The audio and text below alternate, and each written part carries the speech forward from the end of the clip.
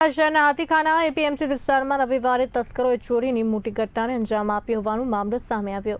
બાબાસોટ પારે આવેલા 3 જેટલા શખ્સો એક પછી એક દુકાનોને નિશાન બનાવી તાળા તોડી હાથફેરો કર્યો। પ્રાથમિક માહિતી મુજબ અનાજ અને કરિયાણાની આશરે 10 દુકાનોમાં ચોરી કરવામાં આવી હોવાનું સામે આવ્યું। રવિવાર હોવાથી મોટાભાગની દુકાનો બંધ હોવાનો લાભ લઈ તસ્કરોએ આ ઘટનાને અંજામ આપ્યો હોવાનું માનવામાં આવી રહ્યું છે। ઘટનાની જાણ થતાં જ પોલીસ કાફલો સ્થળ પર પહોંચ્યો અને તપાસનો ધમધમાટ શરૂ કર્યો। સીસીટીવી ફૂટેજમાં 3 શંકાસ્પદ શખ્સો દેખાતા પોલીસ તેમની ઓળખ મેળવવાના પ્રયાસો કરી રહી છે। સતત વધી રહેલી ચોરીની ઘટનાઓ વચ્ચે વેપારીઓમાં સુરક્ષાની લાગણી વ્યાપી છે અને સુરક્ષા વ્યવસ્થાને લઈને અનેક સવાલો ઊભા થયા છે। જી આ કઈ જગ્યા છે ને કેટલી જગ્યાએ ચોરીનો બનાવ બન્યો છે? 15-20 દુકાન છે। હા 15-20 દુકાન થયો છે। મેન રોડ ઉપર જ છે દુકાન। આ કઈ જગ્યા છે? હાથીખાના।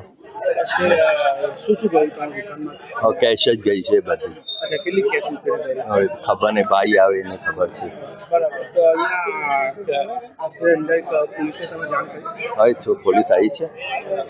સીસીટીવીમાં કેટલા સીસી કેમેરા મેન સ્વિચ બંધ કરી રાખી છે તો કેવી રીતે ખબર પડે? મેન અનિલભાઈ। આજે હાથીખાના એપીએમસી માર્કેટ યાર્ડમાં બનાવ બનેલો છે, જેમાં 12 થી 13 દુકાનોનો તાળા તૂટેલા છે એક સાથે, અને લગભગ એનો ટાઈમિંગ 3:30થી માંડીને 4:30 સુધીના છે। એમાં 3 માણસોના સીસીટીવી કેમેરામાં ફેસ નથી દેખાતા, કારણ કે આખો બાબા સૂટ પહેર્યો છે અને માસ્ક બી પહેરેલા છે।